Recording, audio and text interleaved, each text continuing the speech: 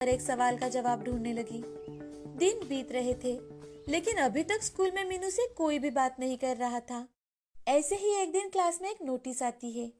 State level पर quiz competition होने वाला है, तो स्कूल से सबसे होशियार बच्चे को ही भेजा जाएगा।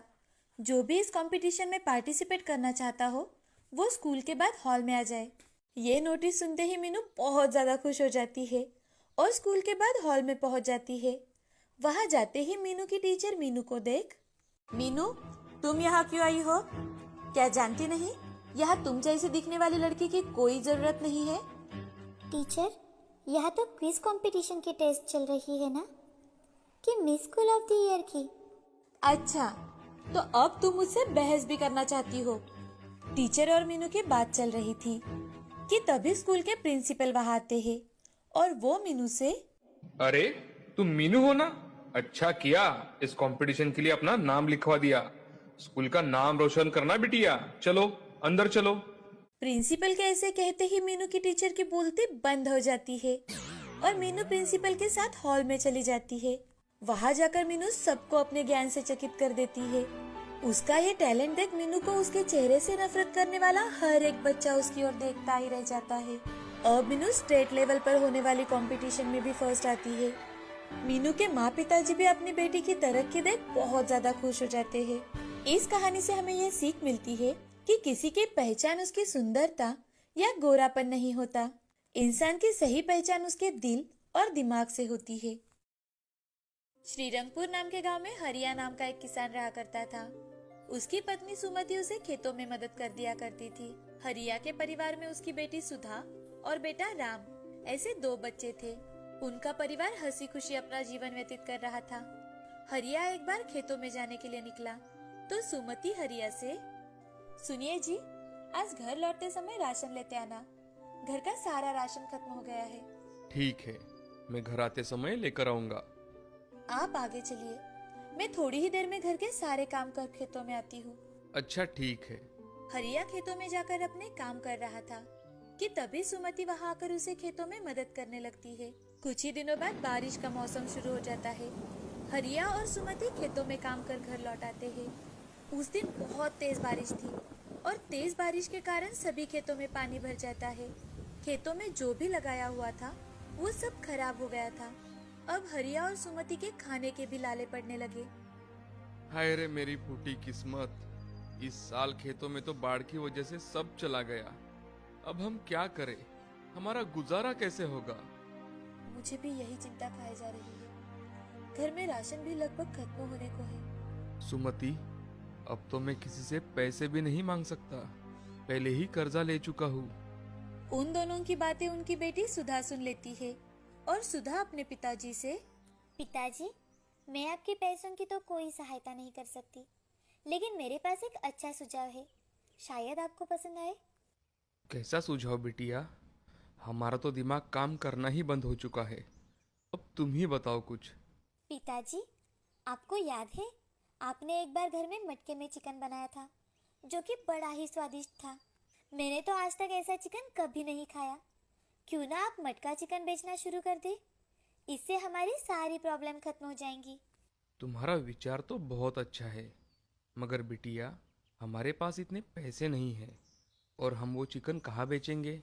यहाँ गांव में कौन हमसे मटन चिकन खरीदेगा? उनकी बातें सुन राम हरिया से कहता है, पिताजी, सुधा ठीक कह रही है। हमारे गांव के बाहर हाईवे है, वहाँ बहुत सारे लोग आते जाते हैं। अगर हमने वहाँ रोड के साइड में दुकान डालकर मटका चिकन बेचना शुरू किया तो हमें ग्राहक भी मिलेंगे और हमारे घर की सारी समस्याएं भी मिट जाएगी। मुझे भी बच्चों की बात बिल्कुल सही लगी। वैसे भी एक प्रयास करने में क्या हर्ज है। ठीक है, मैं कल जाकर अपनी जगह देख कर आता हूँ।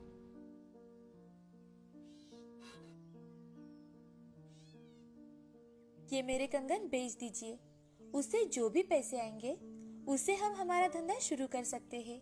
हरिया को सुमति की बातें ठीक लगी। हरिया सुमति से कंगन लेकर उन्हें बाजार जाकर बेच देता है और उससे आए हुए पैसों से हाईवे पर एक अच्छी जगह देखता है और वहाँ पर एक बाम्बू लगाकर दुकान बनाता है। फिर घर आकर उसे खाना पकाने के लिए जो भी सामग्री चाहिए थी वो इकट्ठे करता है। सुमति हरिया की मदद कर देती है। गांव के चिकन वाले से हरिया चिकन लेकर अगले ही दिन से अपना दुकान शुरू कर देता है। आज उसका दुकान शुरू करने का पहला ही दिन था। तभी उस रास्ते से सरपंच जी वहाँ से घर जा रहे थे तो उनकी नजर हरिया पर जाती है। वो हरिया के पास आकर, अरे हरिया, ये कोई नया धंधा शुरू किया है क्या? खेती में कोई काम धाम नहीं है? अरे भाई, बाढ़ की वजह से और भी काम पड़े हुए हैं।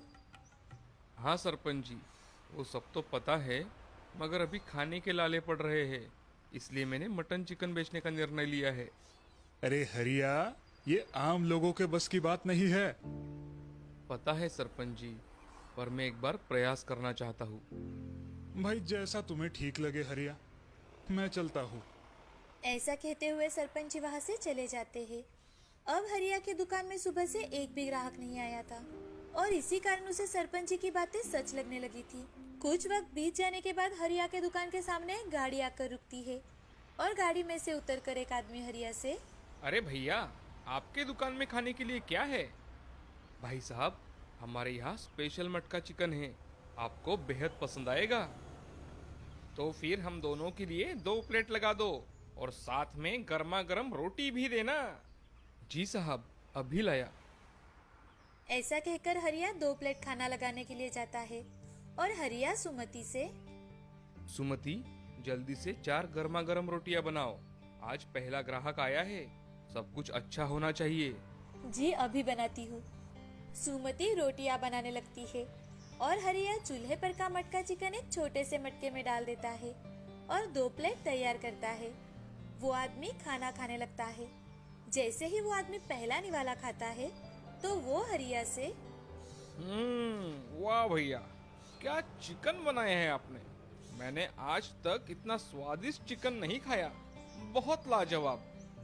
सच में ये तो बहुत लाजवाब है, दिल भर गया चिकन खाकर। धन्यवाद साहब। मैडम, वो चिकन मटके का होने के कारण बहुत स्वादिष्ट है। वो दाम्पत्य खाना खाकर अपने साथ पार्सल भी लेकर जाते हैं। हरिया अपनी होटल से आई हुई पहली कमाई शाम के समय सुमति के हाथ में देता है और सुमति वो पैसे घर आकर भगवान के सामने रख देती है। सुमति भगवान के सामने हाथ जोड़कर, भगवान हमें हमारे काम में सफलता देना।